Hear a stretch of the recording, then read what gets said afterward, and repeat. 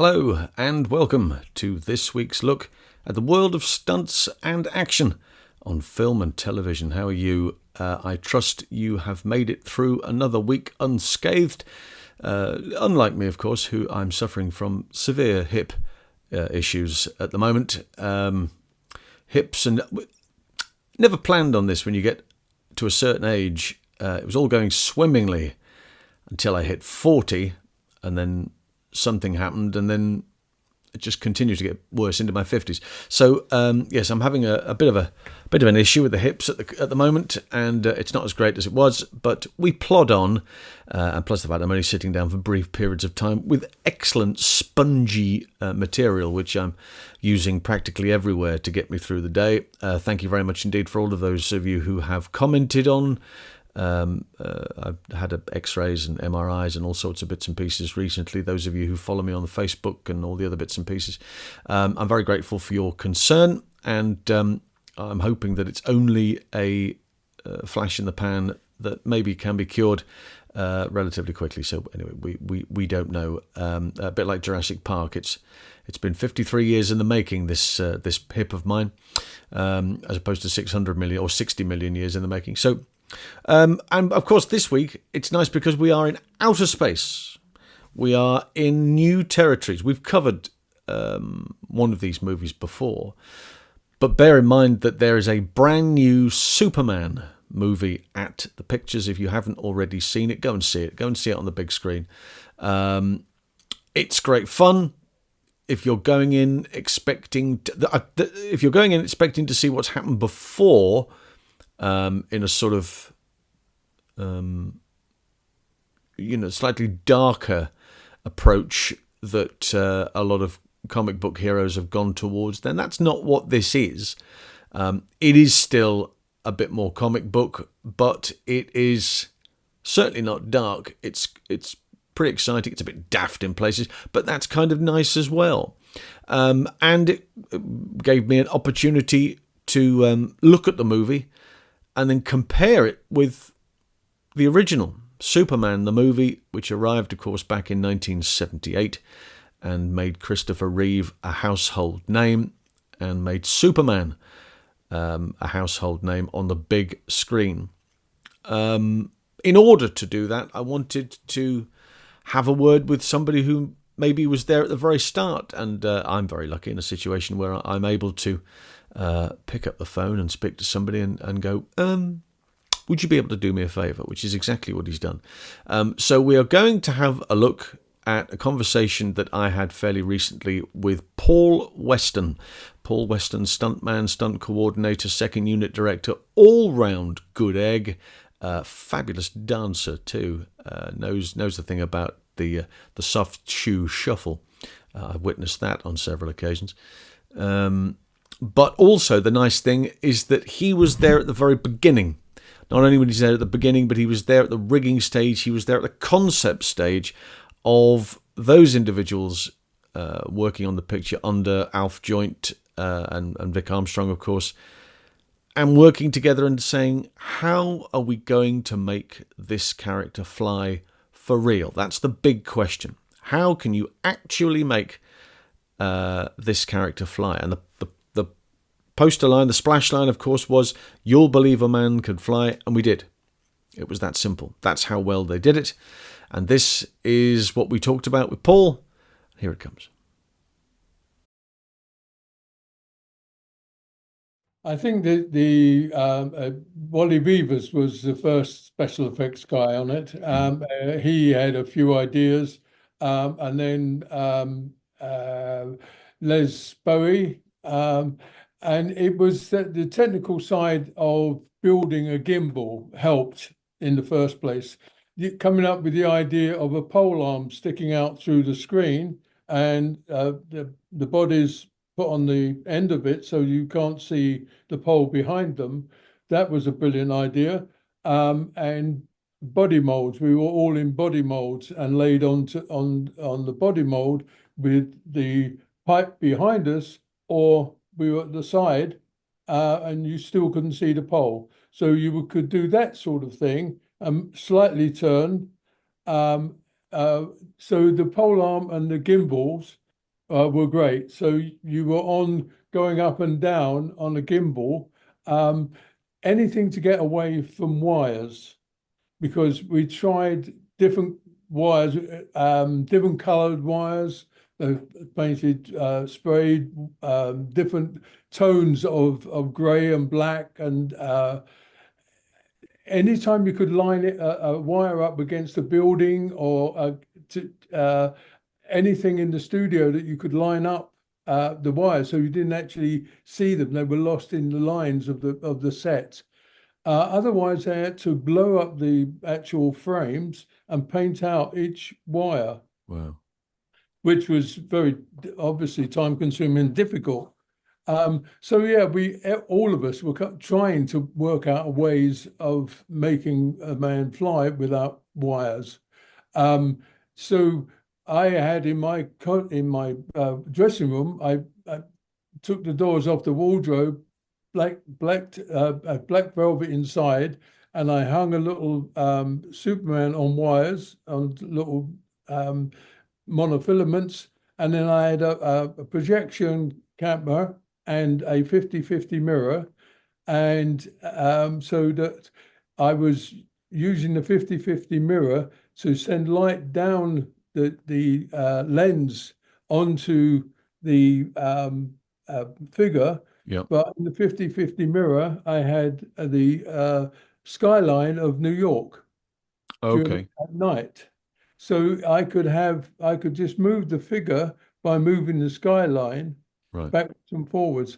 We were all, I mean, it never really worked. It would have worked if you'd have done it on a bigger screen and just for night work. But we were all trying different ways to get rid of wires. So we went down to 18 gauge piano wire. It was a piano Mm. cord, which eventually broke, and I had an accident. The problem was that with the normal cameras, you're on a gimbal or you're on wires, and the camera zooms past Superman. Yes. And if you're projecting the skyline on the big screen behind him, you are going into the big screen. Hmm. He's not coming past you. No.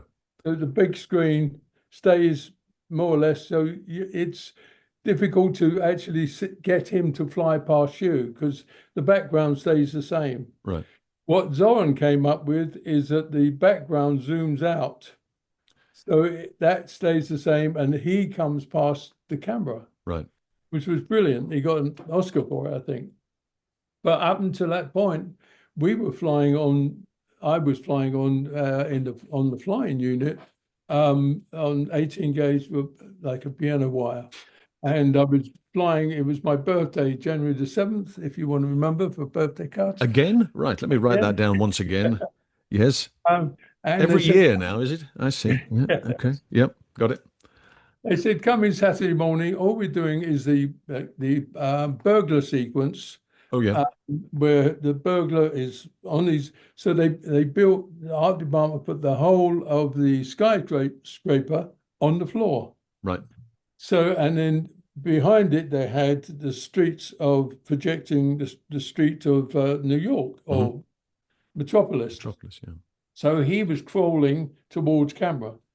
So we had to rehearse that and then do a shot of Superman flying over the top of him before he catches him at the other end. Got it.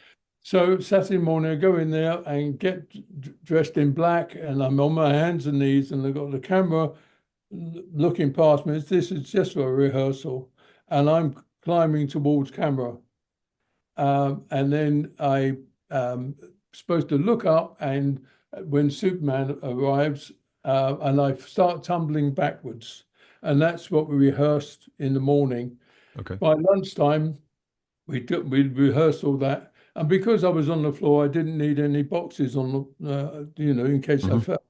So, but by now I was doing Superman flying maybe 8-10 feet above the studio floor. I put one layer of boxes with mattresses on, right up to the screen.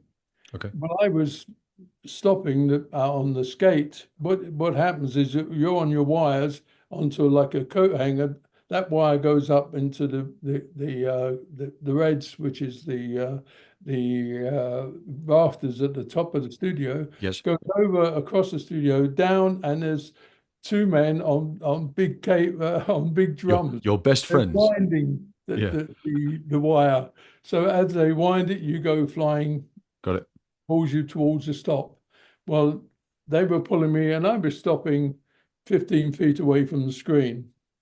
And so we're doing nice. So I'm dressed as Superman for lighting, and we're doing it. Um, the lighting cameraman said, "Come, no, yeah, yes, it was Johnny May, I think, asked if he could take two boxes out at the end to get a lamp round." I said, "No problem. I'm stopping 15 feet away." For some reason, turnover, action, they pulled me so fast, I took off, and the skate hit the stop. I swung on, the wires broke, and I hit the screen, or Oh, I the see. screen, the wires broke, I don't know. And I fell 12 feet onto my head, Oh, got hands down, and damaged my wrist, broke. I didn't break them, I tore my wrist, hit my cheekbone, broke my cheekbone. So we knew then that wires break, and we couldn't go down any no, no, lower that was, you than couldn't go lower that. than that. No. So yeah, I finished up in hospital, and one Chris came round to my house to see me, which was lovely. So he was very good. And I was so sad that when he had his accident, I sent him a telegram and said, "I'm sorry, I can't be with you as you were with me at my Mm, accident." But yeah, accident it did happen. And after that, we went on to Bowden cables, like six small wires bound together. right. So that was much safer. But we still, Six cables of what type of gauge? yeah, like a very thin. Oh, I Uh, see. yeah, but they're because they're, I don't know technically how they are, but they were called Bowden cables, and there were Right. several bound together, so they were much stronger. Right. Okay. Um, what happened again with the wires, I think, having just using 18 gauge piano wire, Mm, one cord, is that the energy that you're tumbling over and putting onto that cable, the energy goes up the cable, the wire, and comes back down again. And it's like again, like a sound wave, the energy is going up and down. yes. And I think it's coming back down again, meeting itself, just going up and down. It's like bending it until it gets hot. Right. And then that's what I think happened because I've been tumbling. That's my theory. So yeah, we didn't want to use single wires anymore, and but we still had the problem of getting rid of wires, or working out action that didn't need it. At one time, I had Christopher Reeve running towards camera um, from a building. Um, so we see him full length.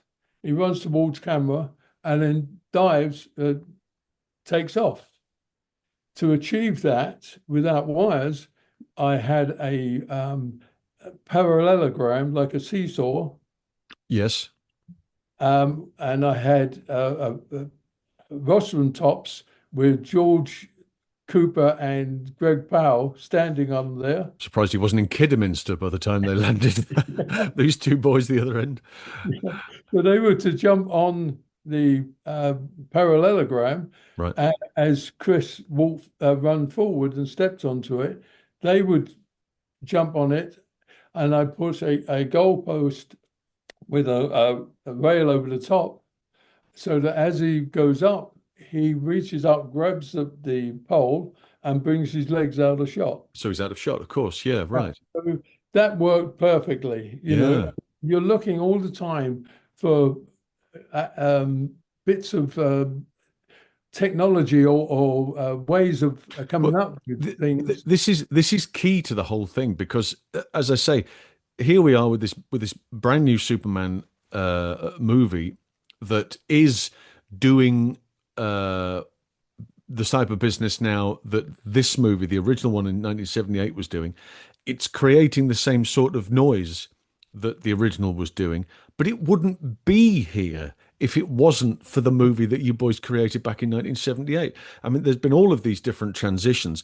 Prior to this, of course, you had those American TV shows, what were they called? The cliffhangers. We had Rocket Man, and you had all the Superman TV series, of course, where you had back projection to a point or rolling stock going by, and George Reeves giving it all of this, and then a little cartoony images of him flying about all over the place, to actually get to a stage where you go from that to take on a project like this. And now you're talking about the most complicated ways of trying to hide wires that are absolutely crucial.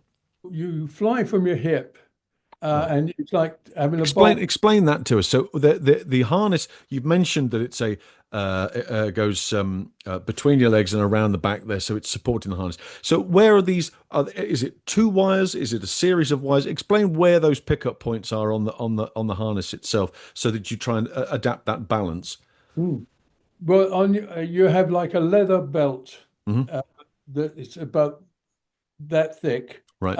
and it's got two straps underneath, Yep. and you like buckles at the back that Right. they buckle up, so it's nice and tight. It depends your weight where you put those your pickup points. Right on your hip, you have on the harness you have a little metal um, steel it is, and it's got a hole in it. In those days, just Okay. had a hole in it, and you pulled the cable through and you clamped it back on itself. Right. After that, we had hooks that we could so much safer. But those two little bolts that stick out on your hips Hmm. determine how, if you have them high, you can't lean forward too far. Right, because it won't allow Yeah. you to go Yeah. beyond that point. I got it. So you adjust your harness to exactly your balance. Got it. And when you've got it perfect, you lay flat. You just lean forward, put your arms out, and you stay flat. If you just put your hands forward a little, you will start tumbling forward. Hmm. Your weight differential between your back half and your front half Yes. changing. So you start to tip forward. If you push your forward hands that much, you're putting that weight forward. Okay. So when you see Superman put one arm forward, he has to bring one leg back. Of course, he's got to balance up. So Right. Yes, of course. get the equal weight on either side. So the harness is very important it's fixed on your body. Okay. So when you're actually flying, you're flying from your hip.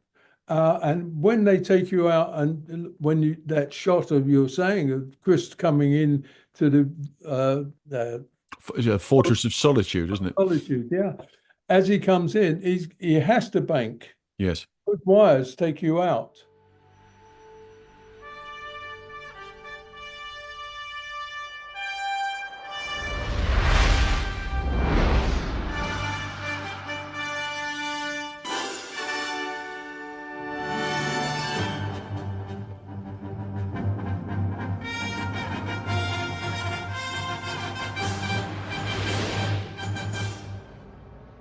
And you're going round in a circle the track goes round, and as you're going round, you bank. It's Right. like being in a plane. Yeah.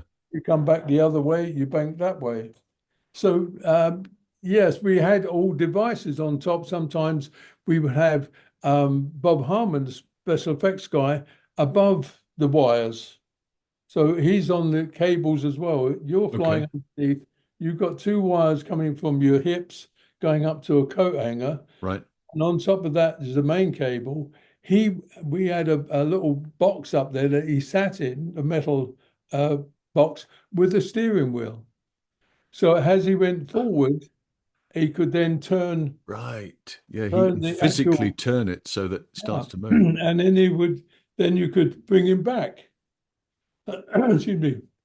So yeah, it was, and it but he'd be up there turning the steering wheel, and just to get him turning and then bring him back. Richard Donner said himself that they'd done a couple of ideas, maybe the day before, maybe the day before that, and and what Christopher had done was had taken on board, obviously, what you guys had said about the balance and the positioning, and had really got himself. It wasn't just a case of doing this for the camera.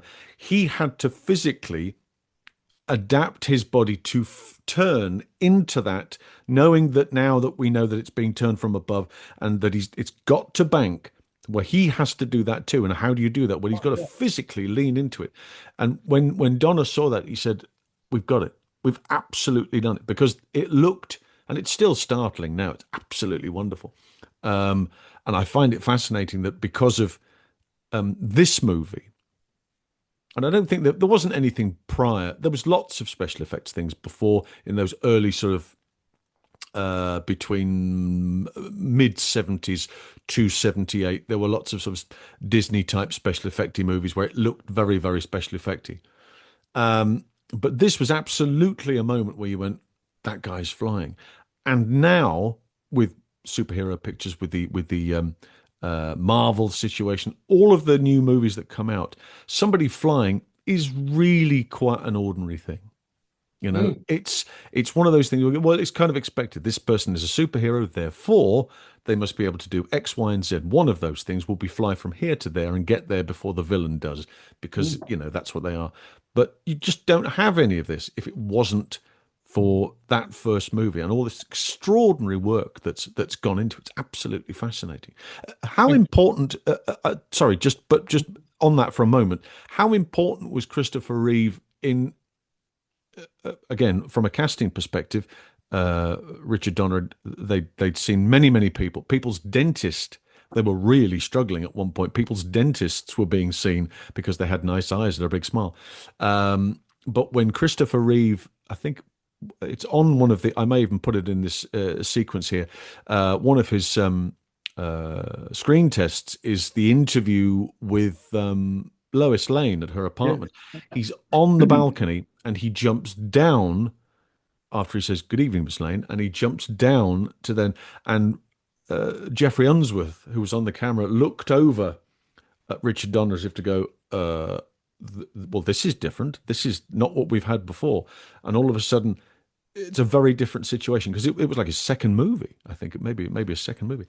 So how important was he with your team being able to understand you can do this, you might not be able to do that, but very good at understanding instruction and obviously from a performance perspective, and then him adding a little bit here and there. Yeah, I was about to say Chris Reeve. We relied on him um, to sell Superman. Right. It was all right for us, doubling for him Uh-huh. and flying around, but he was the one that was doing the close-ups, and he was great at it. He was the best flyer. He could fly, um, and when he's laying out flat, he could get his neck so far back and to look at camera. When you're lying out flat, it's very difficult to get your head Yes, you can back only get that it so far. far, I suppose. Yeah. But he was brilliant at it, and he, Wow. he could get his head back and look and turn and look at camera. Um, so he was the best. There's no doubt about it. And when you got him on wires, you knew he was going to look good. Mm. He added so much to it because of his acting ability as well. He could, as you say, turn into camera. When he was doing, we did the dance sequence with Lois Lane when he takes her up and they're spinning round. Yes. We did a lot of that on a gimbal. Right. I got a photograph of them two on a gimbal, um, with the guy in the background who lifts them up and down, and now Okay. balanced. And we had two uh, body molds. They were in it, so you get into your body mold, and then they dress you over the top of it. Okay. So you can't go anywhere. You're in. You're locked in, and Right. so the two of them were together, and Wendy Leach and I did the all the lineups for it. Hmm. And then when they were on wires, we had to be locked together to so the spin, and then you go apart and come back together again. It was a choreographed dance, if you Mm. like, on wires, and it worked perfectly. Yeah. Um, but as I say, Chris was great at that, and that particular scene on in the when he was doing the tests, what you just mentioned, Yeah. when he jumps down and does that. Well, the funny thing happened on there is that while he's doing that scene, he says at the end he takes her up in the air and he brings her back and lands and says, "Hope it doesn't put you off flying." And he turns and he takes Yeah. off the balcony. And we've got in the background, we've got the New York or Metropolis's skyline. And he just takes off and goes all the way down the studio. The problem was there was a low wall all the way around her apartment. And one particular take, the guys are supposed to, he says, I hope this doesn't put you off flying. And he turns and he takes two paces and takes off. Mhm. Bob Harmon's got to lift him, and others have got to take the skate along. So something went wrong. They said, "Hope you don't mind. I hope it doesn't put you off flying." And they took the cable this way, but nobody lifted him off. So Oh. when he goes dragging along the top of the building, hit the low wall, and he spun into the distance. Oops. We were Oops. hysterical. It wasn't very funny for him though. But Because the way in which they splice that sequence together is actually very clever, isn't it? Because the takeoff is obviously Christopher doing the takeoff, but then there's it's the sequence where the camera turns because you hear Clark at the door trying to get in, and it pans around and it's him coming in. And I believe, if I'm not mistaken, maybe you'll tell me correctly, but all of that sequence, the takeoff of them was actually filmed and projected so that you see that shot taking off, and then the camera turns with Margot in shot, yes, turning to then go, and that's really beautifully done. It's very, very clever. yeah.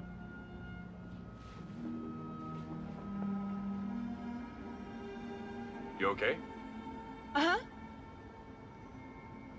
Oh, good night. Oh, good night.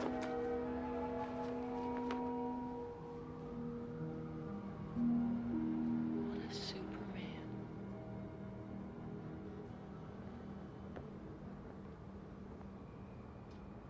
Superman. Lois? Anybody home? Hello? Lois?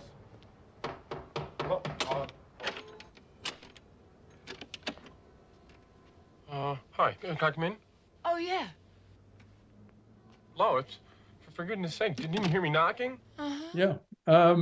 There was lots of great ideas came up out to make that film what it is. Mm, Um, Everybody was on the top of their game in lighting, in the cameras. Everybody was so enthusiastic to make a yeah, man fly. Um, and Chris was the ideal person to do it. yeah. Uh, One time we were doing where he's chasing the two. This was on Superman 2 or 3, I think 3.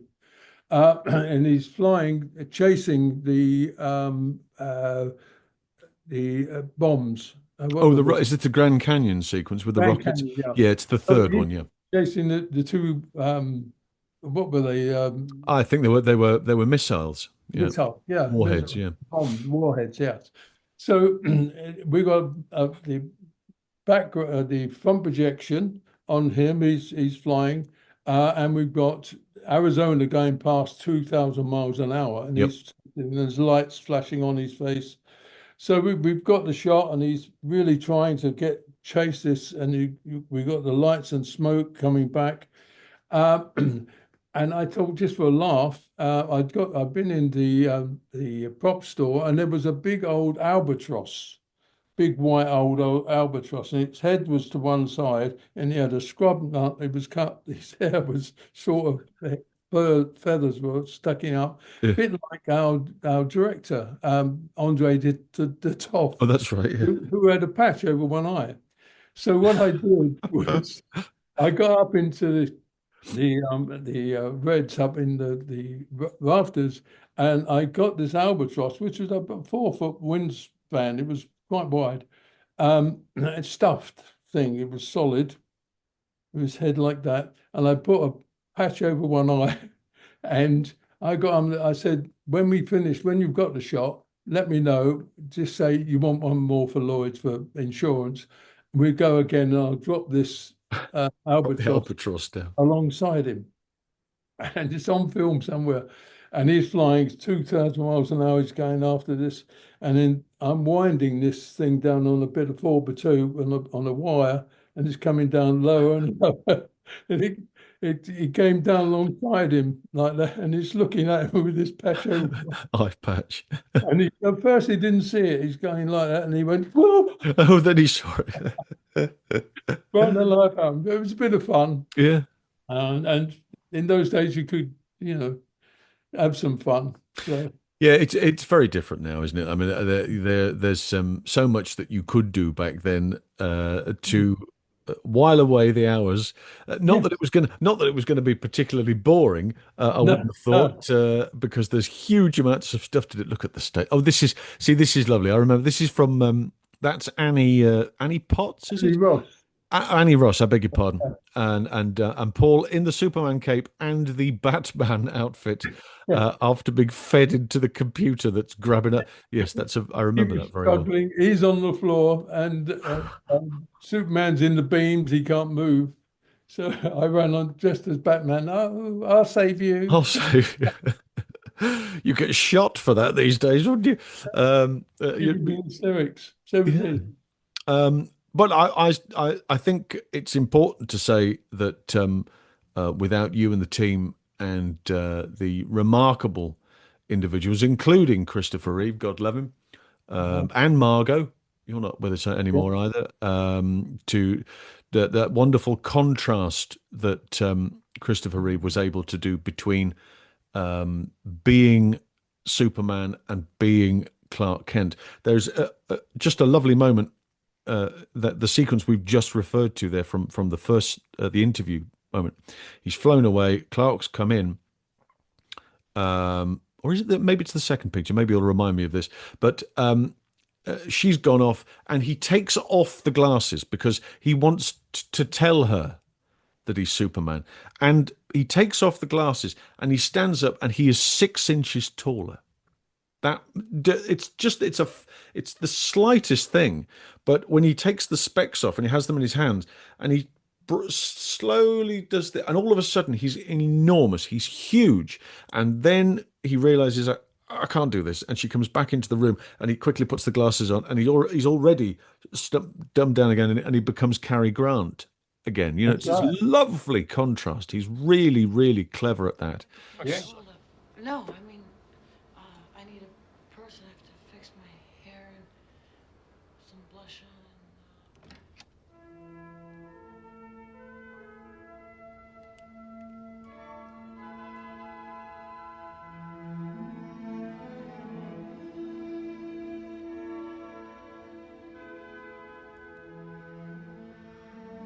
Lois, there's something I have to tell you. I'm really... I was, at first, really nervous about tonight. But then I decided, well, darn it, I was going to show you the time of your life. That's Clark, nice. I was thinking maybe we could go for a hamburger or whatever. Yeah. That was- Such a loss. It come on as Clark, and he is Clark, Mm. And it wasn't until he was out of that character that he would then suddenly be Christopher Reeve. Yes.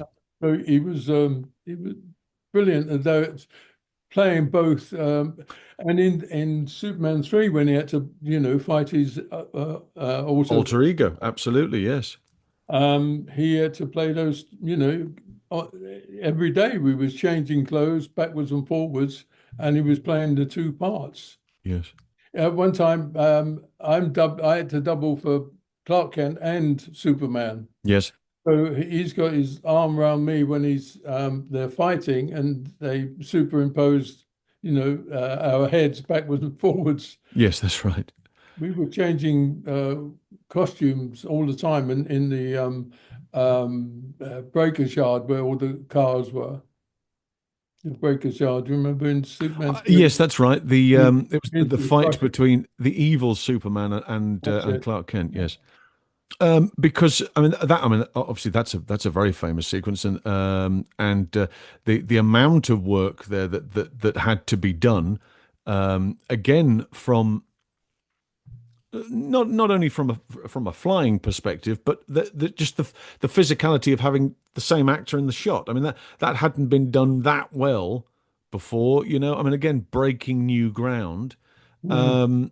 And what I also think is good is that currently we have a situation where David, the actor who is now playing Superman, is being lauded as saying, "Look, this guy, he's actually taking nothing away from the other movies or the other actors that have played Superman, but he's got the spirit of the original Superman picture." And a lot of people are saying he's as good as Christopher was back then. To be able to get into a role and make it his own. I mean, obviously, the budgets are astronomical now, and I would say a large proportion of that is down to CGI. You have to add huge quantities of money on the budget to adapt, particularly in a picture like this. It doesn't take anything away. I take on board that they're going, well, look, we can do this because we're doing it for a safety reason. We don't need to do as many bits and pieces as we did before. We don't need to answer those questions on the set or during a testing of this. But what we can do is we can create new environments to create this. Now, you've been lucky enough to be in a situation where you've worked pretty constantly for many, many, many years on all sorts, and right the way through, you've seen technology come on. Oh, yeah. Um, does it take anything away from what has gone before with the new special effects that they've created, or the CGI, from a performer or coordinator's point of view, or is it simply enhancing that action and making it easier to be able to create action scenarios? Yes, you have to use the modern technology to its best advantage without taking away the humanity of it. Yep.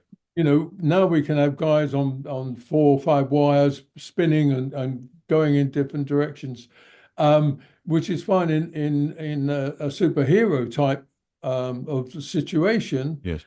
You enhance as much as you can the story by your physical movements. We all are creative. Stunt people are creative people with their bodies. Yep.